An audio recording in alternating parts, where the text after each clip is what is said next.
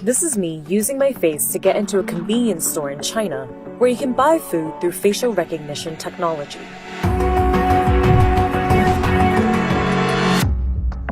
Using your face to buy food is already a reality.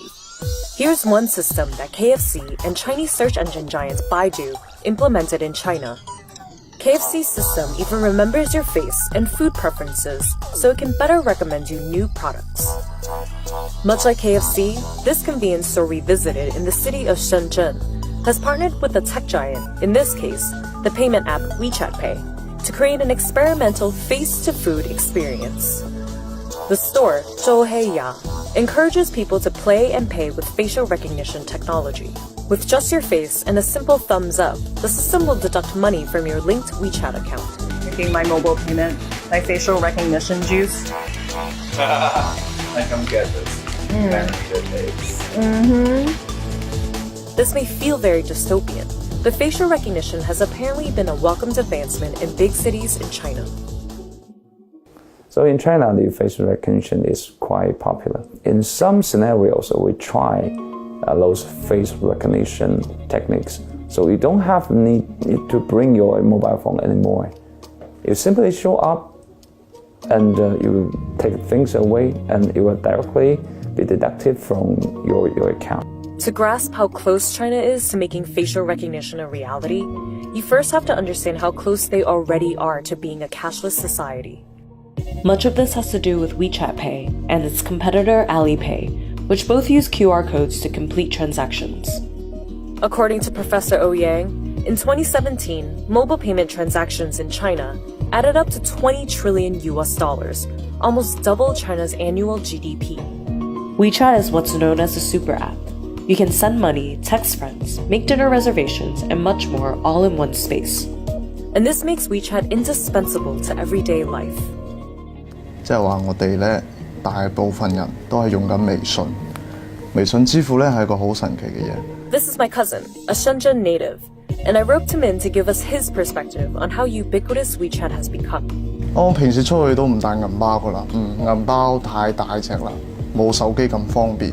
我手機可以代替到銀包所有功能。QR codes, WeChat Pay, and Alipay have become the norm. 你可以喺路邊停車嘅時候交費。 或者你甚至可以處理你嘅交通違法。These payment apps are so powerful that they have the potential to replace banks for the users. For example, you can borrow money on your WeChat app. If I press this, they will evaluate your credit profile. This amount is the equivalent of an $8,000 loan. WeChat has become so ubiquitous in China that many people prefer it to traditional banking, despite these loans being backed by actual financial institutions.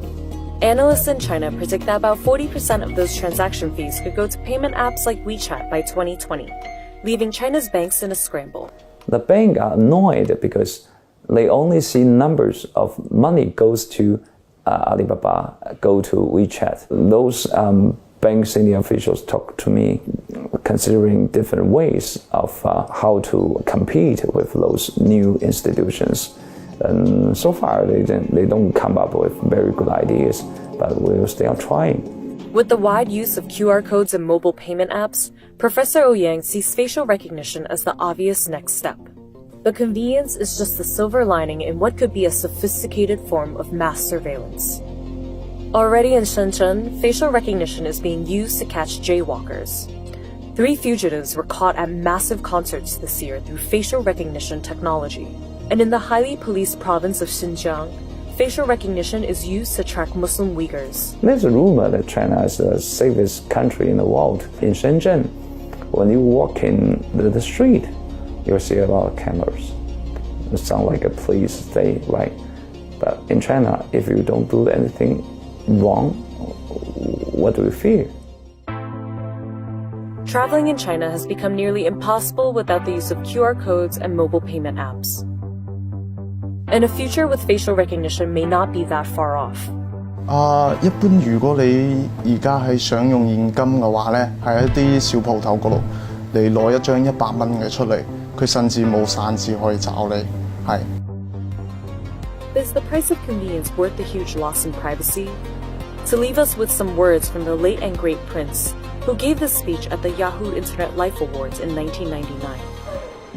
Don't be fooled by the internet. It's cool to get on the computer, but don't let the computer get on you.